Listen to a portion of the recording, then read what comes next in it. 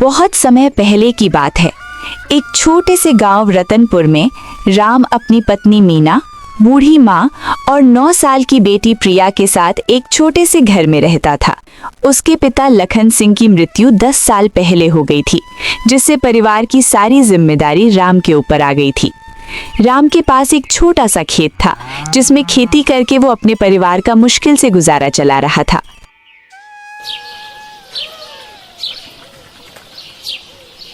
एक सुबह राम की माँ अचानक से बहुत बीमार हो जाती है। राम के पास इलाज के लिए इतने पैसे तो थे नहीं, तो उसको अपनी जमीन मजबूरन बेचनी पड़ती है।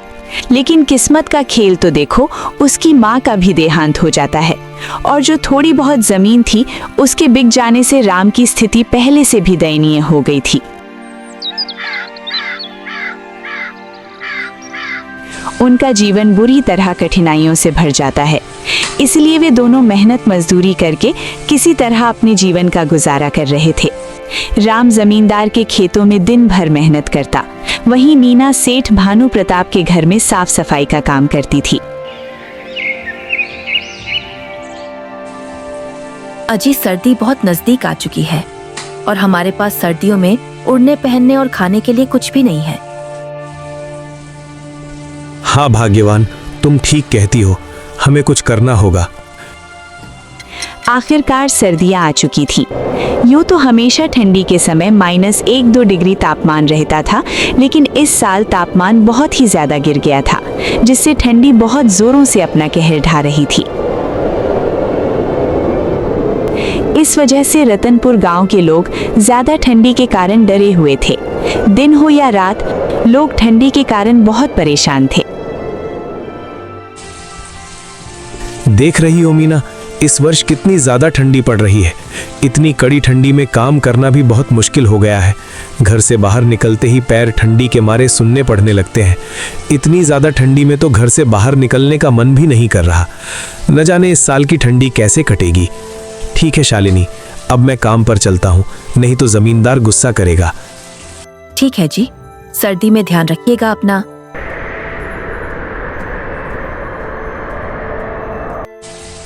ठीक है बेटी, तेरे पापा भी काम पर चले गए हैं और अब मैं भी चलती हूँ। तुम अपना अच्छे से ध्यान रखना, बाहर मत निकलना। बहुत ठंड है और मैंने खाना बनाकर रख दिया है, तुम टाइम पर खा लेना। ठीक है मम्मी, मैं खा लूंगी, तुम समय पर घर आ जाना। इतना कहकर मीना वहां से काम के लिए निकल पड़ी। बाहर बहुत ज्यादा सर्दी थी। थोड़ी ही देर में मीना सेठ के घर पहुंच जाती है। सेठ का स्वभाव बेहद कठोर था। वो आग के पास खड़ा अपने नौकरों पर चिल्ला रहा था। तभी उसकी नजर शालिनी पर पड़ी और वो उस पर चिल्लाते हुए बोलता है, अरे मीना, तुम काम पर इतनी देरी से आ रही हो? मेरे आदमियों को ही देख लो, सुबह 4 बजे काम पर आ जाते हैं। लगता है तुम काम की कीमत नहीं समझती हो। माफ कीजिए सेठ जी, आज ठंड इतनी ज्यादा थी कि जल्दी उठ नहीं पाई, लेकिन आप फिक्र मत करो, मैं जल्दी जल्दी सब काम निपटा दूंगी। अच्छा, बहाना बनाने तो तुम्हें बहुत अच्छे से आता है। जाओ चुपचाप काम पे लग जाओ। अगर आज काम में कोई भी गड़बड़ी हुई तो मैं तुम्हारा हिसाब कर दूंगा। तुम्हारी जगह का काम करने वाले बहुत बैठे हैं। सेठ की ये बातें सुनकर मीना को बहुत दुख होता है, लेकिन वो कर भी क्या सकती थी। ये उसकी मजबूरी थी। वो चुपचाप काम करने जा ही रही थी कि तभी सेठानी उसके पास आती है और कहती है, अरे आप क्यों डांट रहे हो इस बेचारी को? दिखता नहीं बाहर कितनी ठंड है, फिर भी यह काम पर आई है। यह भी तो इंसान है, इस पर आपको जरा सी भी दया नहीं आई। अरे भाग्यवान, इन जैसे लोगों को सिर पर चढ़ाना ठीक नहीं है, वरना ये एक दिन हमारे सिर पर ही नाचेंगे। मीना ने कुछ नहीं बोला और अपनी बच्ची के बारे में सोचते हुए चुपचाप काम पर लग गई। उधर राम सर्दी से कांपते हुए धनीराम जमींदार के खेत पर मजदूरी कर रहा था। धनीराम अपने खेतों का काम कराने के लिए राम और कुछ और मजदूरों को सख्त निगरानी में रखता था। अरे ओ राम, काम ठीक से कर ले। हाँ, ठंड के बहाने सुस्ताने की कोशिश मत कर। तुम लोग काम करते हो, बाल भर और पैसे चाहिए थाल भर। अगर आज मेरा काम पूरा नहीं हुआ तो मैं तुम लोगों को 1 रुपया भी नहीं देने वाला। नहीं जमींदार जी, मैं पूरी मेहनत कर रहा हूँ। ठंड बस थोड़ी ज्यादा है, इसीलिए हाथ पैर जम से रहे हैं, लेकिन आप फिक्र मत करो, मैं आपका काम पूरा करके ही जाऊंगा। सुबह से काम करते करते राम के हाथ पैर ठंड से अकड़ चुके थे और थकान उसके चेहरे पर साफ नजर आ रही थी, लेकिन उसे अपनी पत्नी और बच्ची की बहुत फिक्र थी, इसीलिए वो इतनी ठंड में भी जी तोड़ मेहनत कर रहा था। हे ईश्वर, ये कैसी परीक्षा ले रहे हो? इतनी सर्दी में भी काम करना पड़ रहा है, और अगर मैंने काम छोड़ा तो जमींदार मुझे काम से निकाल देगा, और घर वो कैसे चलेगा? शाम का समय होने को था। राम ठंड में किसी तरह काम निपटाकर घर लौटने का विचार कर रहा था, लेकिन तभी धनी राम ने उसे फिर से काम पर लगा दिया। ओए राम सुन, आज यह काम पूरा करके ही जाना। अगर थोड़ा सा भी काम छूटा तो समझ तेरी नौकरी तो गई। जी जमींदार जी, जैसा आप कहें, मैं पूरा काम करके ही जाऊंगा। राम की आवाज में दर्द साफ दिखाई दे रहा था, लेकिन वो बेबस था। वो चुपचाप से काम पर लग जाता है। वो बेचारा कर भी क्या सकता था, मजबूरी उससे ये सब करवा रही थी। और उधर रतनपुर गांव में ठंड से सभी का बुरा हाल था। गांव का चौपाल, जहां अक्सर लोग बैठकर बातें किया करते थे, अब वो सूना पड़ा था, और बेचारे गरीब लोग अपने अपने घरों में दुबक चुके थे। अब तो आग ही उनका एकमात्र सहारा था। गांव का बुजुर्ग पन्ना लाल, जो अक्सर गांव वालों को इकट्ठा कर कोई न कोई उपाय बताता था, इस बार भी चौपाल पर पहुंचा। उसने 4-5 लोगों को इकट्ठा करके कहा, सुनो, इस बार ठंड बहुत भयानक है। अगर हम सब मिलकर कोई उपाय नहीं करेंगे तो गांव के कई लोग इसकी चपेट में आ जाएंगे। हमें जंगल से और लकड़ियां लानी होंगी और हर घर में अलाव जलाने की व्यवस्था करनी होगी। लेकिन दादा, इतनी ठंड में जंगल तक जाने की हिम्मत कौन करेगा? ठंड इतनी ज्यादा है कि हाथ पैर सुन पड़ रहे हैं, और जंगल में सूखी लकड़ियां ढूंढने में भी बहुत समय लग जाएगा। अरे बेटा, डरने से कुछ नहीं होगा। हमें एक दूसरे की मदद करनी होगी। अगर हमने ठंड के आगे हार मान ली तो गांव के कई घरों के चूल्हे हमेशा के लिए ठंडे पड़ जाएंगे। फिर वे सब निर्णय लेते हैं कि सब लोग मिलकर जंगल से लकड़ियां लाकर सभी के घरों के आगे अलाव जलाएंगे, जिससे कि सर्दी से बचा जा सके। दिन ढल चुका था। राम अपना काम खत्म करके जमींदार के पास आता है और कहता है, लीजिए मालिक, मैंने सारा काम निपटा दिया है।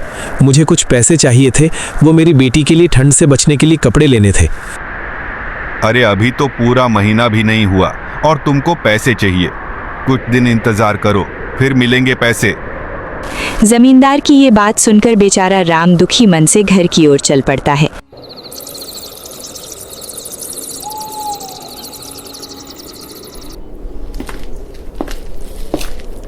अजी आ गए।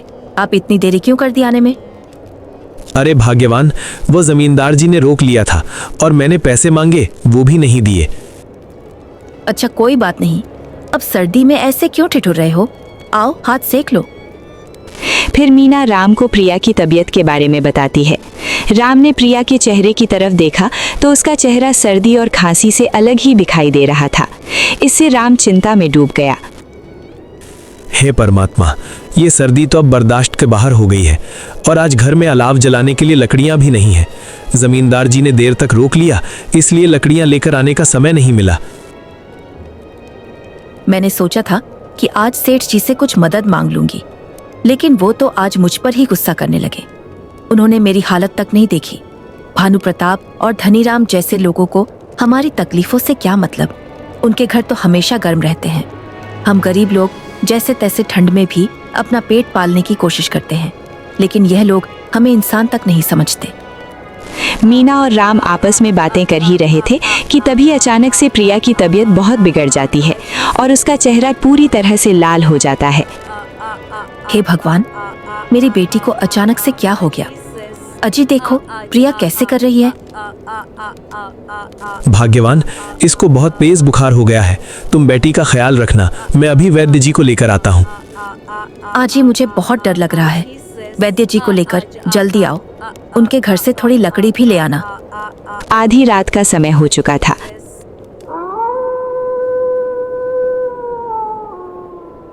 बाहर सर्दी इतना कहर ढा रही थी कि पूछो ही मत। राम बहुत डरा हुआ था और इस भयानक ठंडी रात में वो वैद्य जी को लेने निकल पड़ता है। पापा जी वैद्य जी को लेकर आते ही होंगे। तुम टेंशन मत लो बेटी, सब ठीक हो जाएगा।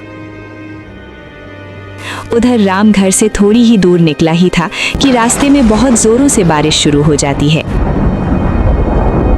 राम चारों ओर चिंताओं से घिरा उस भयानक बारिश वाली रात में बिना रुके चलते ही जा रहा था। उधर मीना का दिल प्रिया की ऐसी हालत देखकर बहुत ज्यादा घबरा रहा था। प्रिया की आंखें धीरे धीरे बंद हो रही थी और उसका शरीर ठंडा पड़ने लगा। अरे अरे मेरी बच्ची,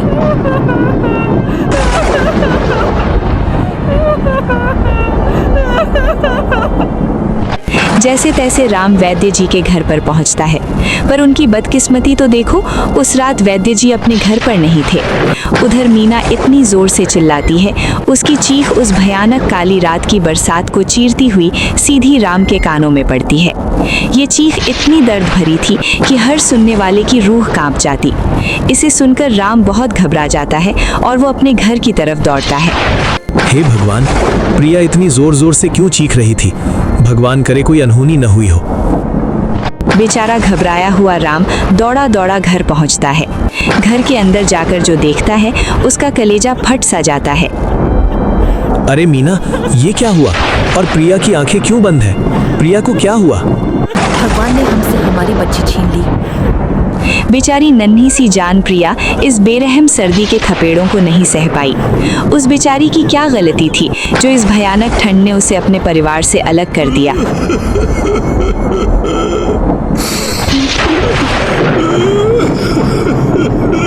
वे दोनों पति पत्नी उस बेरहम ठंड से हार चुके थे। उन दोनों की वो दर्द भरी चीख उस तेज बरसात को चीरती हुई पूरे बलदेवपुर गांव में गूंज रही थी।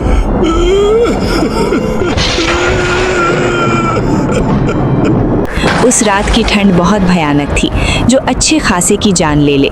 वे दोनों पति पत्नी अपनी बेटी के पास बैठे बैठे उसको खोने का शोक मना रहे थे। वे अपनी किस्मत को कोस रहे थे कि क्यों भगवान ने उन्हें इतना गरीब बनाया जो अपनी बच्ची को ही ठंड से नहीं बचा सके।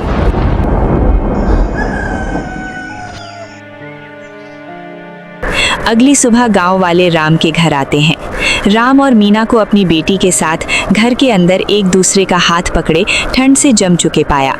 उनके चेहरों पर एक अजीब सी शांति थी, मानो उन्होंने अपनी बेटी के पास पहुंचकर सुकून पा लिया हो।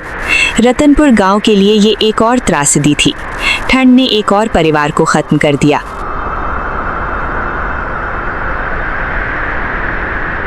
दोस्तों, हमारे आसपास भी बहुत सारे ऐसे गरीब और लाचार लोग हैं जो मौसम की मार से अपनी ज़िंदगी गंवा देते हैं।